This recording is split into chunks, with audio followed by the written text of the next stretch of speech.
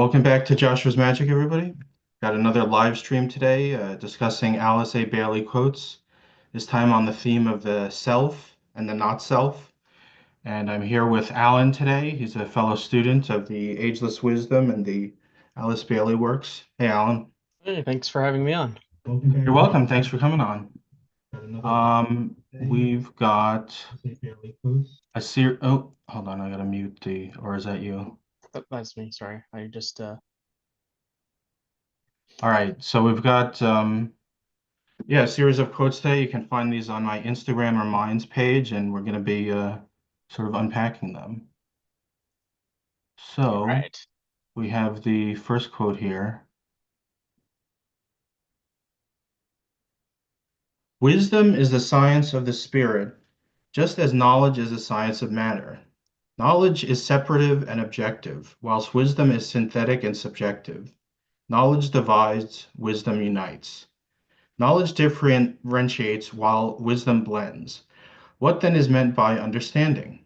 Understanding may be defined as the faculty of the thinker in time to appropriate knowledge as the foundation of wisdom, that which enables him to adopt the things of form to the life, to adapt the things of form to the life of the spirit, and to take the flashes of inspiration that come to him from the halls of wisdom and link them to the facts of the hall of learning. Perhaps the whole idea might be expressed this way. Wisdom concerns the one self, knowledge deals with the not self, whilst the understanding is the point of view of the ego, or the soul in this case, or thinker, or his relation between them.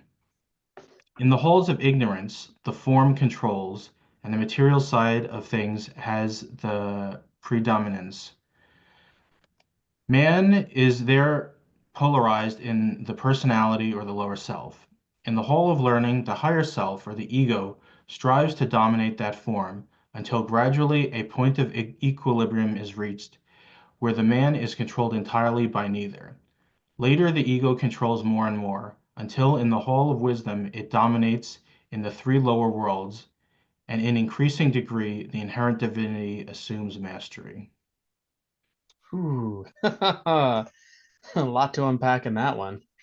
Yeah. Hmm. Okay. Well. Well, the first thing you see, how he always uses the terms in different ways to kind of get it more of an understanding instead of just a memorization of different terms. X means X, Y means Y. Hmm. Um, and that's one thing I've always felt was valuable about reading the Tibetan stuff. But, wisdom is a thing that you think you can understand. It's not like some abstract term like the Antakarana or the spiritual triad or something like that. It's an ordinary term Yeah. that people use in common parlance. But it's really something that It's like it's a almost, hard thing to define. well, it's almost a meme. It's like, people know what wisdom is, but not really. Yeah, it's like was they like that old saying about from like American legal history that yeah, how do you define pornography? I don't know, but you know it when you see it. Yeah, And it's like I think it's sort of the same thing with wisdom. People like if you'll hear something profound and you're like, oh, that's so wise. But you ask yeah, people to define what wisdom is, yeah. and it's a hard thing to define. And here we have a definition of sorts. So the wisdom is the science of the spirit, and just as knowledge is the science of matter, which I think is an interesting point. So when you're thinking about like knowledge, I think you're talking about stuff that learn in school. You know, it's a Well, it's like hard, fast yeah, facts. Like, oh, hmm, what's the temperature? And, in yeah. 1888, this happened. Hydrogen atom has one electron, but what Yeah, is that sort of thing? It's all you. I guess knowledge is sort of connected to the world in a very fundamental way, yeah, and it means it's sort of like you're trying to dissect like the illusion of like Maya, right? You're like trying to categorize it essentially. Yeah, well, you're looking at the outer form, the Yeah. physical world. You sometimes get the facts related to the mind or the emotional body, but a lot of times it's physical facts. Hmm. And the physical form is the separation of things. It's Right. not on a higher level where everything's sort of one or unified. It's where everything's differentiated. So it's separative, it's categorized. And then as he's saying later, the wisdom is to sort of blend things together. Yeah. But and this is where people go wrong is they blend things together in a I don't know, like mushing them together instead of blending, right? Like it's not underlying understanding the principles that underlie things, which is what I guess blends things together truly. It's sort of mashing them together, right? Yeah. Like I think I think it gets kind of to that point later on. Let's see. It is, what does it say? Understanding may be defined as faculty, blah blah blah. Yeah, it's the knowledge as the foundation of wisdom, yeah, that which enables him to adapt things from the f- of form to the life of the spirit, yeah. and to take the You have flashes of inspiration that come from the hall of wisdom and link them to the facts from the hall of learning. yeah. You have to develop your personality to a certain degree Hmm. before you start on the spiritual path. Like I think HPB said something like the mind needs to be like a fattened calf before it can be sacrificed to God or the soul or something like that. I'm sure that's not an exact quote, but that's a paraphrase, I think. It's very evocative, certainly. Yeah. But yeah, But you it's you can't just be sort of emotionally wanting God. You have to develop your mind enough so that you can actually grab the physical reality and um, direct it into service of the spirit. You know. mhm. You sort of maybe transcend the mind to a degree, but you don't sort of just avoid it. Yeah, and but it's just like it's a bit of a interesting sort of idea. I mean, we talk about in like esotericism now the importance of studying, right? We like, Mhm. we study these books. We in the group that I'm part of, and you've been attending as well for the past few months. We read a bunch of different books. We read the Tibetan, obviously, but we also read um, some like other books, including, let's see, God, like Zanoni, which is an interesting novel. It came out as like a novel, but it has some interesting ideas into it. And we also like look at some theosophical works on yoga and also that sort of idea. And I guess the idea is that you can see the line that eventually you'll see the line that runs through all of these things. And then once you see that line, you can start to put it together with the like experiences that you have through and like your growth, your spiritual growth from your like your meditation and stuff like that. Yeah, Um, I think that's one of the valuable things of listening to different people or reading other resources is that you don't get sort of crystallized in this a certain kind of language or a certain formulation of truth. mhm. Because you can get very much into, well, the Tibetan said such and such thing, and this is how it is. Um, or any other author, or religion, doctrine, etc. But if you're seeing that unifying idea often presented in different facets, you can really get at what's underlying it, sort of the wisdom or the principles of it instead of just the facts. Mhm. And yeah, but then I think it is people you have to realize that not it to have the knowledge to like to have appropriate knowledge doesn't necessarily mean that you have to be like a bookworm or even Yeah. like or even literate for that matter. There's definitely been people throughout time who have had, you know, who may not have been able to read, but did were able to like have the knowledge necessary to make progress. Yeah. Um, But they were able to think. yeah. So it's not necessarily sort of like an elitist thing where you have to have like every occult book ever.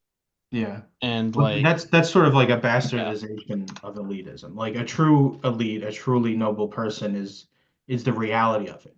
But when we Hmm. say elite today, it's more outward appearances of status or achievement.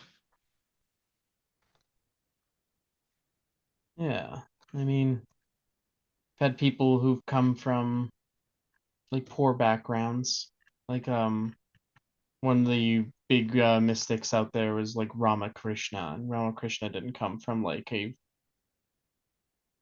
uh an a very wealthy background. But he did like, he began like his work as like a temple priest, and then he sort of went from there, and he gained knowledge by like learning from people who would like come to the temple and like give them the what they knew. Yeah. When Liz later on, when he was already quite famous, he was like learning from people who like Christian and like Islamic scholars who were coming Mm. to like visit him at his temple. And so, even people who are already very advanced can like, you know, learn more and to start see the pattern running through all of these different schools of thought. And eventually what it comes down to is the knowledge is, I think, like is the is about like categorizing like to or like artificially creating difference in something that is fundamentally the same. And I think you need to understand the differences and the commonalities before you can start taking apart the separation, maybe. Yeah. And one thing I would say is the Rama Krishna, in that life he might have started out from humble beginnings, Mm-hmm. but presumably he had all his lives before that where it accumulated experience and wisdom and stuff. Yeah. You can get that sort of thing where you get somebody who's kind of simple in this life, but they've built up all this knowledge and wisdom in past lives, and that enables them to from a small start do some great things, which is the part of wisdom to not judge people by their outer appearance. Hmm. Exactly. As I All mean, right. yeah, yeah. All right. Well, maybe we You want should to move on to the move on. next one? Yeah. Yeah, we got several of these, so we don't have to spend overly long unless there's something especially interesting to delve into. But yeah, if you're enjoying these, you can check out more quotes on my Instagram page. The link's in the description. But here we go with the next one. Serve and obey. These are the watchwords of the disciples' life. They have been distorted into terms of fanatical propaganda and have thus produced the formulas of philosophy and of religious theology. But these formulas do, at the same time, veil a truth. They have been presented to the consciousness of man in terms of personality, devotions, and obedience to masters and leaders. Instead of service, instead of service of and obedience to the soul in all. The truth is, however, steadily emerging and must inevitably triumph. Once the aspirant upon the probationary path has a vision of this, no matter how slight it may be, then the law of desire, which has governed him for ages, will slowly and surely give place to the law of repulse, which will in time free him from the thraldom of the not self. It will lead him to those discriminations and that dispassionate attitude which is the hallmark of the man who is on the way of liberation. Let us remember, however, that a discrimination which is based upon a determination to be free and a dispassion which is the indication of a hard heart will land the aspirant in the prison of a crystallized shell, which is far harder to break than the normal prison of the life of the average selfish man. This selfish spiritual desire is oft the major sin of the so-called esotericist and must be carefully avoided. Therefore, he who is wise will apply to himself to serve and obey. Mm. I So found I yeah, go often ahead. go ahead. Sorry. No, you. Hmm? You All you right, go. I'll go. I often found this when I got when started in this work, I was sometimes very concerned that dispassionate or non-identification with worldly things was could lead to this kind of nihilism. Like Hmm. in the group, in our group in Toronto, we follow a fourth way, the fourth way as well. We sort of use from a occultist named Gurdjieff, and one of the teachings of the fourth way is that man cannot do, which sort of kind of flies in the face of the common ideas of free will, right? And I was always, and if you follow that to the end, to its logical conclusion, then really you can't really affect what happens in the world. The world is just going to happen the way it's going to happen. And I was worried that that kind of created a sort of a detachment that would lead to nihilism or justifying injustice. Hmm. And you sort of see, I think this quote kind of gets to the heart of that. You know, once you start to see that you can't change things, then you'll give way to the law of repulse, which will in time cause you to sort of reject the things of the world, to not be so identified with it. And then there's the warning here that just because you are being more detached and being having this different more bigger perspective, that you can't let it turn into dispassion. Let's see what I say. A determination to be free, to turn into a dispassion, which is the indication of a hard heart, Yeah. and will land the aspirate in the prison of a crystallized shell, which is far harder to break than the normal prison of the life of the average selfish man. I think that is really the danger. I think that's a very important point. Is you Well, and can, it's sort of subtle, the yeah, first part, a determination to be free. I mean, that sounds like a yeah, good thing, but what it really is a kind of selfishness, right? yeah. But yeah, let's continue with what you're saying. So, Sorry. and I guess the the antidote to if you acknowledge to yourself that you cannot fundamentally, as an unawakened person, you do not have the kind of agency to actually change the way the world is, or to you just you can, if you acknowledge that to yourself. And the antidote to, before falling into a kind of nihilistic fatalism that oh, everything is just going to be the way it is and there's nothing that can be done about it, I think the antidote it here is the service. Like it says, serve and obey. That's the watchwords of the disciple. I think the serve and obey is is the important point to avoid falling into that pit, that that pit. Because at the end of the day, to pursue enlightenment or the true self or whatever else you want to say, it's not really about, I mean, it can be good for you, but it should really be more about being good for humanity as a whole. And that's what I think. And the obeying, you should obey your teacher, because he's the there. If you have a teacher, you're going to, that'll be the person who's going to help you do that, and you need to have faith in their instructions. But the obeying, I think, is more important to your true self. Yeah. And you can see the quote also talks about how those words have been taken by people who maybe don't deserve your obeisance, like different religious fanatics and different systems that have sort of been, that are still part of the world and not really. Yeah, I don't know, but yeah, that's sort of my thought on this quote. Yeah, well, the serve and obey ultimately is to the soul. The service is to the soul, and the obedience is to the soul. And Hmm. in as much as your soul wants you to follow an outward teacher or to listen or consider an outward teacher, you're following a cult obedience there. But Right. if there's a cleavage there and like your teacher says something that's not in alignment with the soul, the true occult obedience is to ignore that or to say I disagree with that or whatever, and to Hmm. follow whatever the line of your soul. And the service isn't necessarily to other people in the way we would think of it all the time, right? Hmm. Like somebody be like, "Oh, I can't move, and can you help me this weekend?"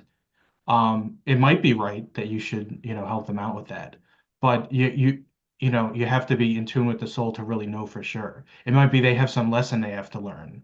Maybe they didn't prepare enough, or maybe something, is destined to happen a certain way and be a certain experience for them. And if you went, it would mess it up. So, the service is somewhat occult too, and it really has to be you tuning into the soul to figure out what it actually is. Yeah. But the law of repulse is interesting.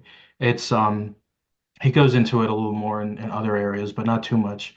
But it's you're dissatisfied with what you used to be satisfied with. You're dissatisfied with just meeting your desires and other sort of ordinary motivations for people, and you really you want the spirit, and now the law of repulse towards matter or the not self is what's starting to govern your behavior.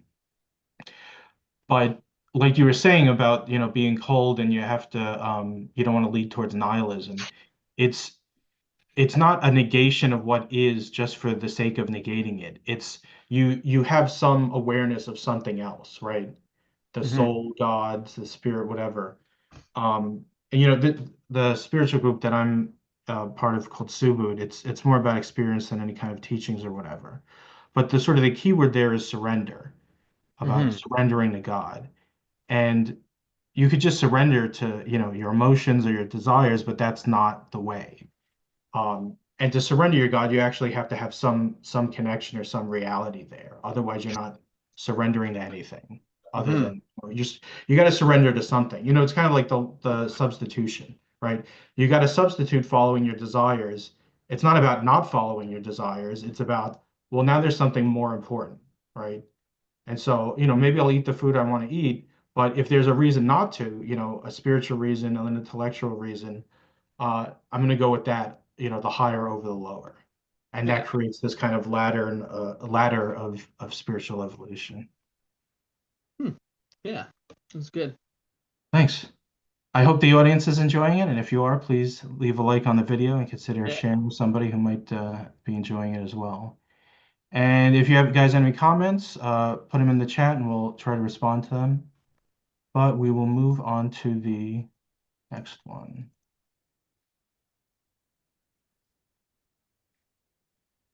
He passes from one sense of unity to a sense of duality, and from thence again to a higher unity. First, the self identifies itself with the form aspect to such an extent that all duality disappears in the illusion that the self is the form. We have then the form constituting apparently all that there is. This is followed by the stage wherein the indwelling life begins to be aware of itself as well as the form. And we talk then in terms of the higher self and the lower self. We speak of the self and its sheaths, and of the self and the not self. This dualistic stage is that of aspiration of the aspirant and of the disciple, up to the time of his training for the third initiation. He begins with a knowledge that he is a spiritual entity confined in a form. His consciousness for a long period of time remains predominantly that of the form. Gradually, this changes, so gradually that the aspirant learns the lesson of endurance, even to the point of enduring the not self, until there comes a life of balance wherein neither predominates. This produces in the man a state of apparent negativity and inertia, which may last one life or two, and he seems to accomplish little in either direction. This is for workers a valuable hint in their dealings with people. Then the point of balance changes and the soul appears to dominate from the standpoint of influence. And the entire consciousness aspect begins to shift into the higher of the two aspects. Duality, however, still persists, for the man is sometimes identified with his soul, and sometimes with his form nature. This is the stage wherein so many earnest disciples at this time are to be found. Little by little, however, he becomes absorbed into the soul, and thus en rapport with all the aspects of the soul in all forms, until the day dawns when he realizes that there is nothing but soul, and then the higher states of unity supervenes. These points need consideration and are valuable, for there are thinkers of thought, such as the Vedanta and other mystical groups of thinkers, which emphasize the life aspect and appear to negate duality. Other schools, such as the Theosophical, in spite of denial, teach the fact of the self and the not self, and hence can be interpreted in terms of duality. Both are right and both need each other. It should be remembered that in the process of manifestation, we work from a relative unity through duality to another unity in the following way. The unity of form, wherein the self is identified apparently with the form and is absorbed into the form life. Two, the duality which is fluctuating, shifting back and forth between the self and the form, the focus of consciousness being sometimes in one, sometimes in the other. Three, the unity of the soul, wherein naught but soul is seen to exist, and only being is registered in consciousness.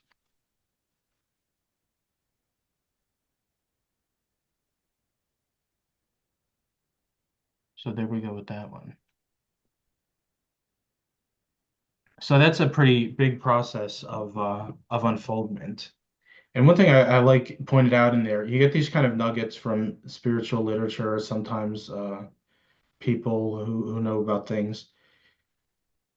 You can have a life where you see somebody's kind of doesn't move forward or seem to be giving into inertia. And the ordinary assumption would be like, oh, this person's not really spiritual or they're not very advanced or whatever. But it's pointing out here, they might have made a significant progress getting away, but now there's this point of balance between the soul and the lower self. And so it really, adds some insight, like he was saying, in understanding people.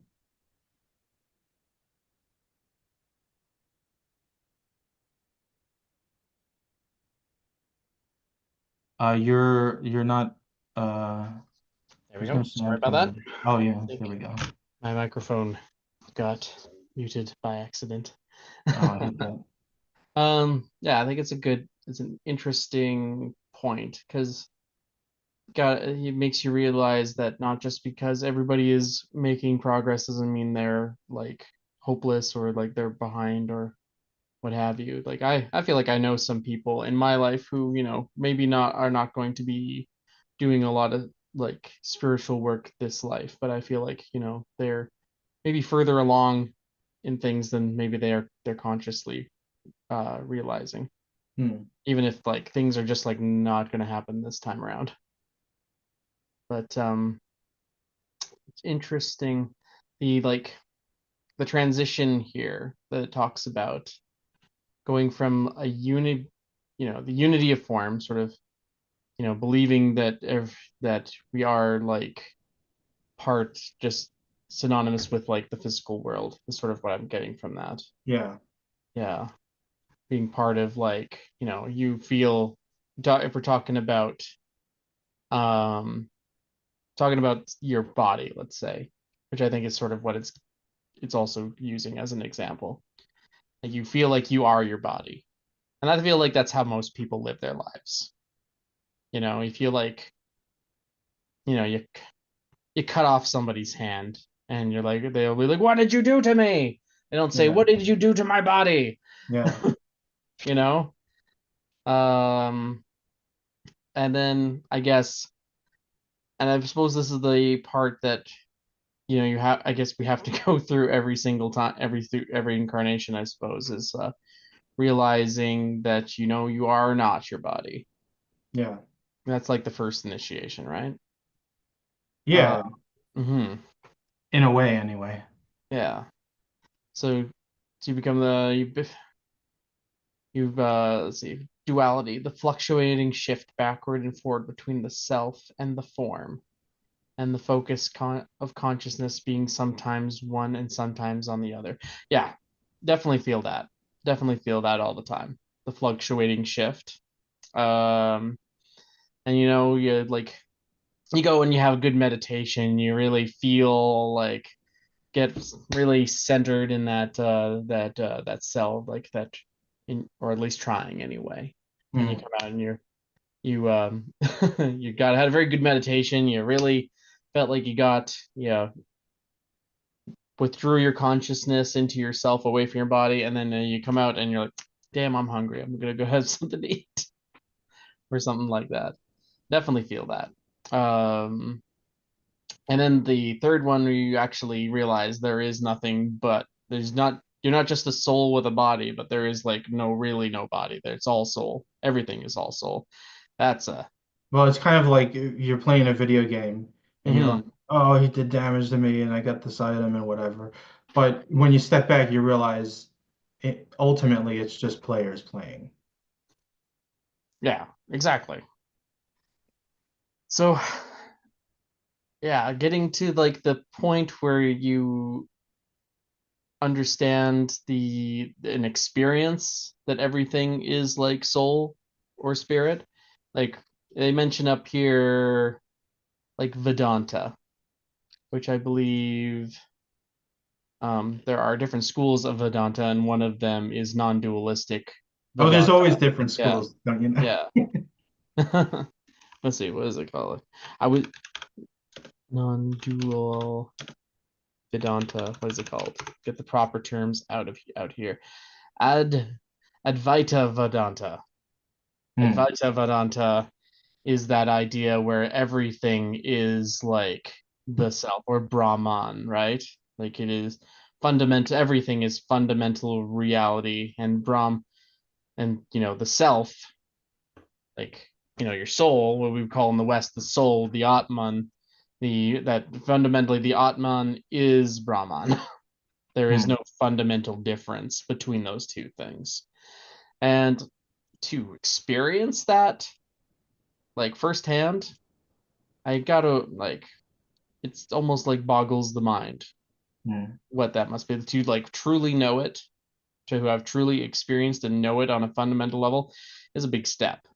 Yeah. And I imagine you can only imagine how it would like change your life, like dealing, to know that like the person, to know for certainty that the person that you like find so irritating at work or something is really just you, you know, in a Well, very mm-hmm, it helps to think that you're not seeing them on this level, right? Like if you imagine the soul as, maybe perfect isn't the right word, but I'll just use it for now, as a perfect being trying to work in this imperfect world, right? So it's not that the soul was like, I'm sending an oppression. My personality is going to be rude to you now, and it's going to be disrespectful, right? The soul's trying to operate its vehicle in this world, mm-hmm, and the vehicle's making mistakes, right? But the soul, in its essence, is pure in its motive, right? So yeah. you can look on that, even if it's just intellectually, and say, okay, I can still, identify with that or respect that or whatever. I think that's like a scary thought for a lot of people, Oh yeah, definitely. you know, that like fundamentally everything is the same, is part of like the one like ultimate reality. And I think you see that in like Vedanta too, because there are, like I mentioned, there's other schools, and um, some of them are like very, stick to the idea that like there is like a personal god that is outside yourself, or that you can worship this personal god, like, or I guess since it's a sort of an Indian Hindu philosophy, that would be like Vishnu. That it's Mhm. still Advaita Vedanta sort of implies that maybe you don't need to worship like God or Vishnu or whoever, in a way that most people do, because fundamentally you are Vishnu. at the end of the day. Your soul is a part of like Vishnu, but there are other schools in Vedanta that are like very insistent on the fact that, you there is that it might that might well be true, but it is like there is still like it's still worthwhile to see the separateness and to like go through the ritual like worship of like God or what have you, uh for your own like for your own spiritual like progression. And I And I think don't you know. have, Yeah, yeah, go ahead. Finish what you're saying. sorry. And I don't know where where I fall on that Hmm. on that that conflict, as I was never really a very big, go to church worshipy sort of person before the work. Hmm. So I don't know. Well, I think you have to start, you have to realize, I mean, this is the thing, and this is the thing that Cyrus, who runs that group you were referring to earlier. By the way, go check out my interview with Cyrus Ryan. But you have to understand yourself is the thing he often emphasizes. And if you don't understand yourself, all these other things, you're going to put them in the wrong category, right? If you're saying to yourself, "Oh, I'm right on the edge of the third initiation," then you're going to be all like, the unity of the monad sort of thinking, right? But if Mhm. you're actually like an aspirant, then you're just skipping over all the stuff that's actually necessary for you to progress. And so you got to see where you are. And all the stuff in books or the teachers say, it's, how would I put it? I don't know if training reels is the right word, but it's the sort of guide you, but you have to figure out that fundamental riddle in yourself of like what's actually going on with you, what is the next step for you, you know. Mhm. And yeah, so you got to reach up for whatever the next step is, or see roughly where you are to be able to figure out what the next thing is. And then it might be useful for some people to have this sort of you know personal God outside that they're thinking about. It's probably not like super high on the path, but it's some point on the path. Yeah. Um, and there's the essence of that has some value, I think. we But were we were talking about surrender, right? mm, So, it's socially like it's definitely going to be a lot easier to like surrender to a personal God rather than to your own soul for a lot of people. mm, Yeah. Anyway, should we move on to the next one? yeah, let's do it.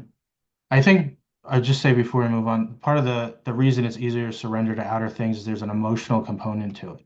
Oh, that's You know, true. people aren't following leaders because of altruistic reasons, usually, like blindly following. They're following because it gives them a sense of safety or certainty or righteousness, right? So it's ultimately about them, even though they're sort of abnegating their self for somebody else's directives. Hmm. And yeah, you can intelligently follow what somebody's saying or reject it, but there's got to be an element of the mind and spiritual discrimination there. Here we go. There is no meditation for the man who eats too little, or for the man who eats too much, or for him whose habit it is to sleep too much or too little, but for him who is regulated in food, in work, regulated also in sleep and in waking. Meditation becomes the destroyer of all suffering. From the Bhagavad Gita, volume, is it six or four? I always get it confused. 16 to That's a 17. six. Six, all right.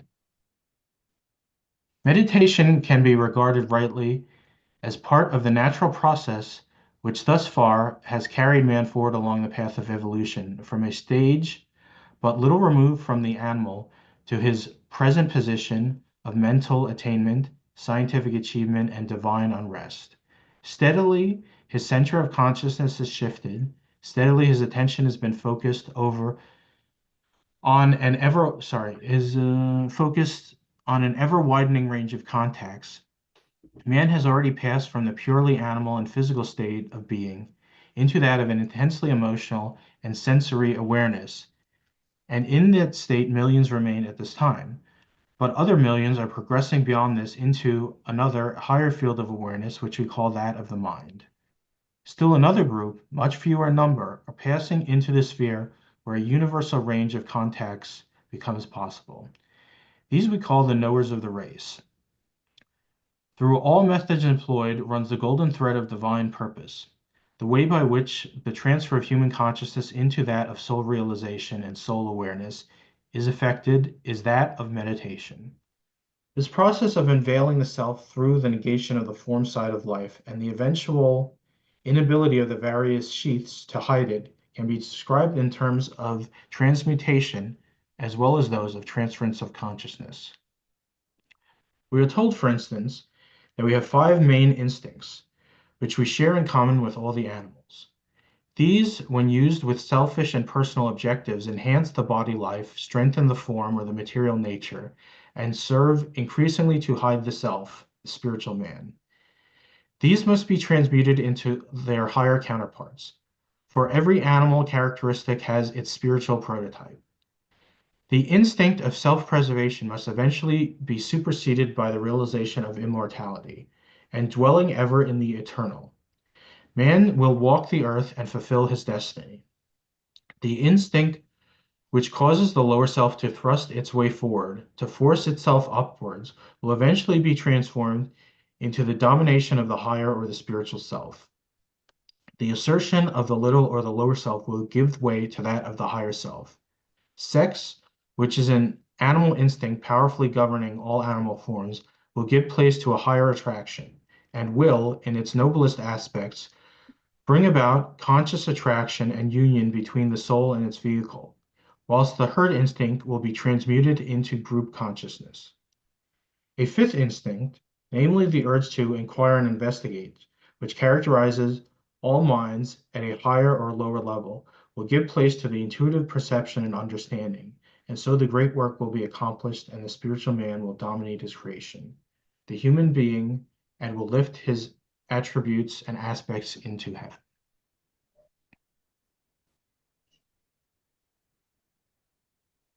If only the process were quicker.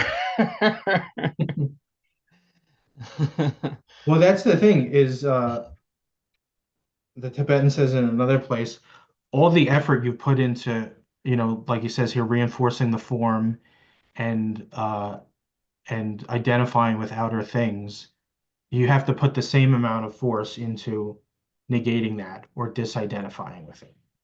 And so when you built that up over, hundreds of lifetimes or however long, it takes a lot going in the other direction to get over that. Yeah. Yeah. It's yeah. It's a hard one though. But that quote from the Bhagavad Gita, Yeah. the man who eats too much or too little, you have to regulate. And it's Hmm. not a kind of moderation of being in the middle. Like the middle way path isn't moderation in a sense. Like the Buddha wasn't a moderate. Like if you look at his life, he went from extreme to extreme, right? Yeah. The middle way isn't just like sitting in what appears to be the middle. Um, And so this is like meditation is for somebody who's actually thinking and discriminating, who can, is going to make changes to their life, not be ruled by their instincts or desires. It's true. It sounds like it's the more comfortable position, but it's also its own like form of strict discipline, just as much as like starving yourself under in the forest while trying to reach enlightenment. Yeah. Well, it's usually the thing you don't want to work on. That's the next thing for you. Yeah. I think Jordan Peterson was popular in that quote. But the line of least resistance for somebody could be they might have been an ascetic in past lives. And Hmm. so, they're fine starving themselves or staying up, for days at a time or, any sort of severe austerity like that. But the way of the middle way for them might be to learn to enjoy life and appreciate human connection and other things. And that might be something they're really uncomfortable with. And so they have to master that discipline, so to speak. But yeah, people get caught up in things that seem to be difficult, but they're not difficult for them because they're so used to doing it, usually in Hmm. their lives. And you know, that's I just a personal example for me. Like one sense I had is I need to focus on being more like in touch with emotions and sort of more rationally selfish in a sense Hmm. because I was too much on this idea of like the greater good. And so I was sort of like sacrificing myself in ways that weren't correct. And so my arc is almost downward in some ways in this life. Um, but yeah, you have to figure out what it is for you, and it might be something that looks unspiritual outwardly. Yeah. As someone who enjoys eating and cooking and is staying up late, that Gita quote is always a hard one. Well, I guess you have to decide, are Hmm. you the one that's staying up late, right? Have you on a deeper level decided, yeah, I need to stay up late? Or is it just the lower instincts, right? Hmm. Like, and that's why you can't be dogmatic about things. Like the Tibetan says you should go to sleep at like the best time to go to sleep is 10 p.m. and you should wake up at like 7 or something like that. He gives a few things that are very prescriptive like that. Very, very Yeah. normal sort of advice. Well, You know. I don't know that doctors today would be like, you have to go to sleep at 10. But he was saying it's ideal. And I know one guy who was like strictly following it. But again, with occult obedience, you have to follow the soul. And if your Right. soul is like, hey, there's a use in you staying up late, right? Or you have that inner impulse, not a necessarily an instinct, but an inner impulse from something deeper that there's some reason to stay up, and maybe Mhm. even a lot of the time, then that's what you go with, whether or not it says it in this book or that. But see, that's regulating it, right? Yeah. You're making the decision that, oh, I this is what I'm supposed to be doing, you know. Yeah. But sometimes it's the having the will to stick with it. Yeah. Yeah, and then like we come back to the like, can you not do, and do you need um like divine help? You have to go back to the surrendering. You ask like either your like higher self or your God or whatever for like assistance in like making a change that most people will never like. Most people don't change. You know, you have people who Well, like, not quickly anyway. yeah, but I mean like you have people who like have a heart attack Mhm. and they're told you shouldn't be eating beef anymore. How many Mhm. people who have heart attacks stop eating red meat? Mhm. Probably not all that many. Some people do, sure, but Well, I like, don't know about the numbers, but yeah, there's people yeah, that just keep doing yeah, the wrong thing even when they're presented with the information that it's wrong. hmm, or yeah, it's just like just don't have the like will to make a change and like stick with it forever. And I think that's like always the hard thing is to like have to awaken that willpower. And how do you do that? Hmm. Um, One thing that we talk about in the group in Toronto is like surrendering and like to either higher nature or something else and um, getting assistance in that way. And you see that in like Alcoholics Anonymous, for I was instance. just thinking about that. Same Yeah. thing, like they're very insistent on this point, in fact, that you need to like recognize your own helplessness in the face of alcohol to some kind of higher power. It's Yeah. and it's a very, very important part of AA, and it's sort of led, to accusations that AA is like religious, Yeah. and maybe it is. I've seen arguments online that like Alcoholics Anonymous is essentially like a magical working, and Yeah. that like and I don't know, maybe it is, maybe it They had does that like South Park episode that addressed that. It was funny. you know, that's it works. Whatever Yeah. else you want Well, to say about AA there's work, something to it. yeah, the AA And definitely they're doing seems it to in a work. very kind of simple or pared down way with Hmm. A, but there's a deeper level of reality there Yeah. that, if you turn to the soul, if you turn to the God within, there's power there that isn't in the personality. Yeah. Something to think about. Yeah. Should we move on to the next one? Yep. Let's do it. Oops. Here we go.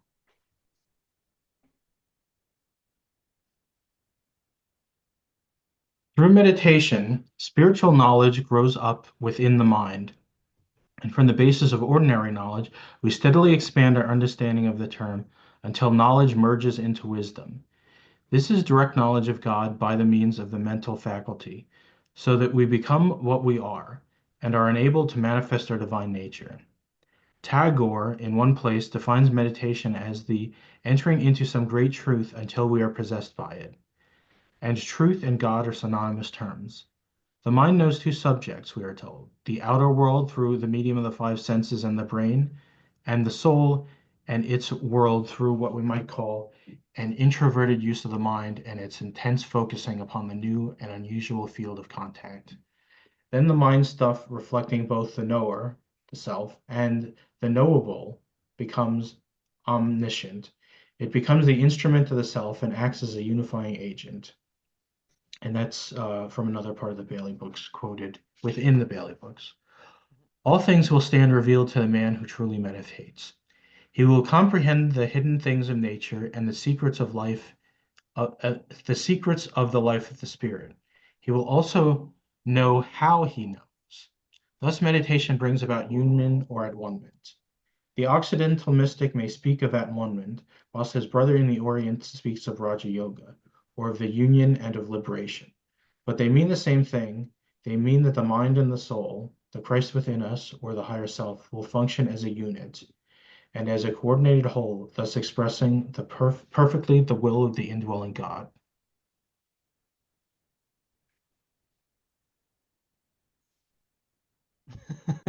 And some people just use meditation to go to sleep. Well, yeah, Yeah. there you go with the duality again. Like you can use Hmm. spiritual things in ways that aren't so spiritual. Yeah. And I think here we have like, the definition of the self and the not self, right? We have like the mind knows two objects, we are told: the outer world through the medium of the five senses and the brain, and the soul and its world through what we might call, yeah. So the outer world, seen through the five senses of the brain, is the not self, and the soul is the self. I think there's probably a bit more to it than that, I'd say, but I think that's a pretty good like, summation of like what we're talking about. Um, and of course, um, I would say, in sort of like our philosophy, the personality, like the part of you that is conditioned by the things that happen from outside your like your mind. So like the way that your name in this life, and like your personal habits, and like your favorite foods, and your friends, and your loves and your hates and everything like that. That's all external as well. That's like the personality. So that's also not the self. But then there's the soul, which is like behind all of that. And like your higher nature, that would be the self. Yeah, And well, you're building like a bridge on the mm, lowest level. It's like the physical body, and then the next run on the ladder is like the emotional nature, and then above that is the mind, and then you have a ladder where you can actually reach at that true self for the soul. But you like you were saying before about identifying with the body, you identify with the emotional nature, and you identify with your thoughts and your positions and opinions and stuff. But those things aren't really the self either. They're just rungs on the ladder to get to that soul. yeah. It's almost like meditation. is like panning panning for gold. If you Interesting. ever That's an interesting seen way to like put if it. you've ever seen that. Yeah. I used to And you live, have to have that focus, right? yeah, You don't just look away and shake around. You got to no, be, seeing what's yeah. in there. Yeah, when you're panning for gold, you are very, very, very focused on it because what you're looking for is like little flecks of of gold. You're not going to find a huge like, fist-sized nugget of gold in your pan. You're looking Yeah, right. trying to get the uh the really coarse like sand and gravel out for like, and then the finer stuff and the finer stuff and the finer stuff until you get down to just the what's left, the little dregs of what's left in your pan, and the gold will be in there. If there's any gold in there at all, it'll be in that what's the very fine stuff at the very bottom, and you got to like poke through it and find it, and that's you know it's an interesting metaphor. Well, I most like. people on like starting the spiritual path, I think that's what they're hoping for Yeah, is, well, I'll just find a huge nugget of gold right there and then I'm done, you know. yeah. Instead of how it actually is, like you say, these little flecks, right?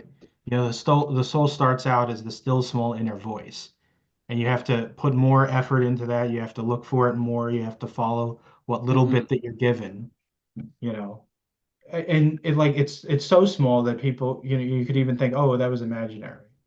Oh, it was Hmm. just me fantasizing. Oh, it was, you know, just some astral impression. And it might well be, but you have to keep sorting through it to find that gold or that truth.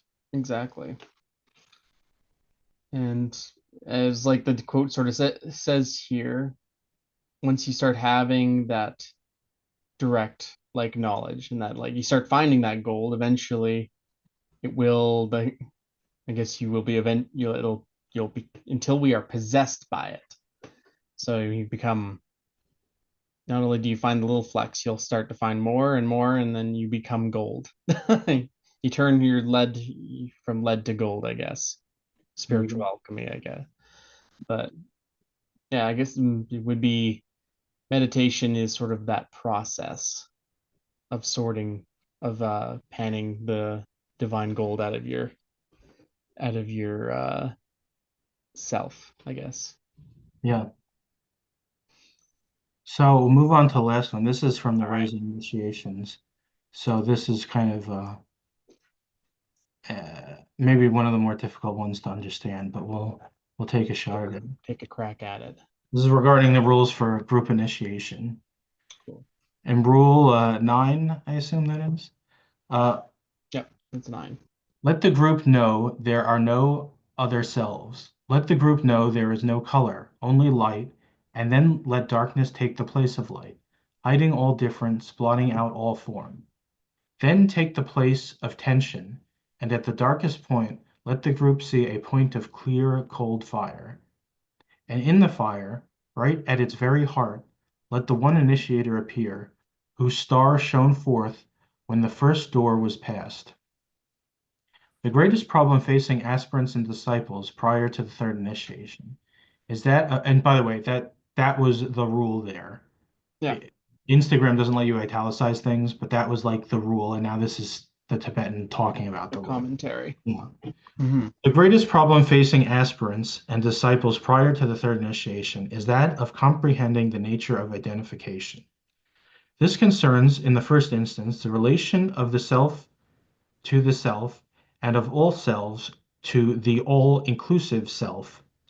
It involves the mystery of duality with which they are occupied in the very moment that theory as to the essential unity becomes definite realization.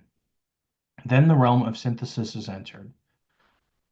For that type of realization, language as we now have it has no words, and is therefore impossible to formulate concepts to interpret the consequent and resultant state of being.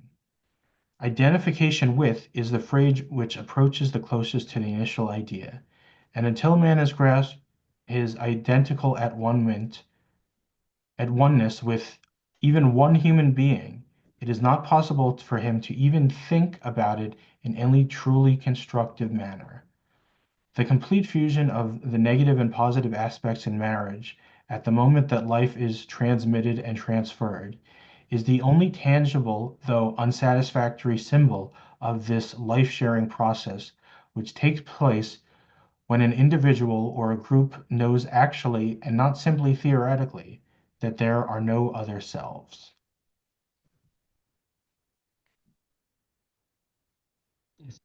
So that's a doozy, as is much in the raisin initiations.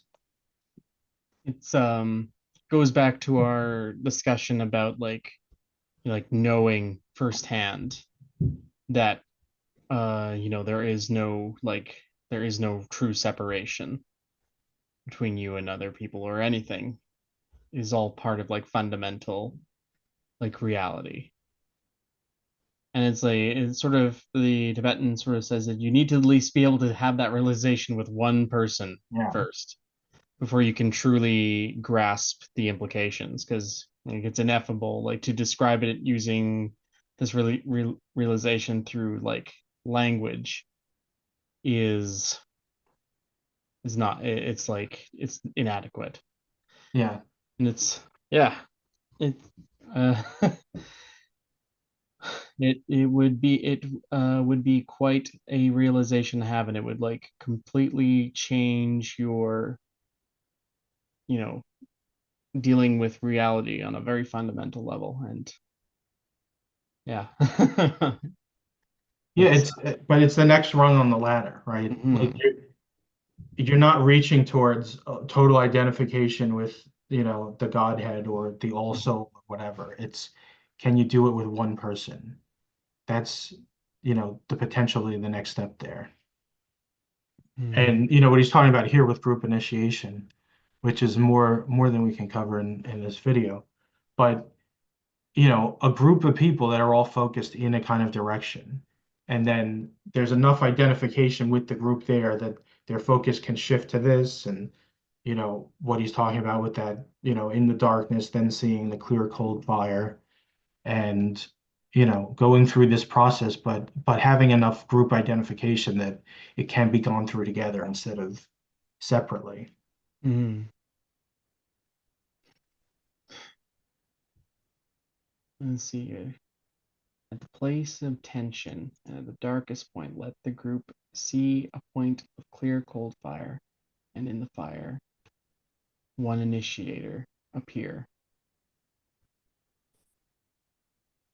Yeah, and he, That's explains more in the book that, we're not going to go into the whole yeah, thing about that.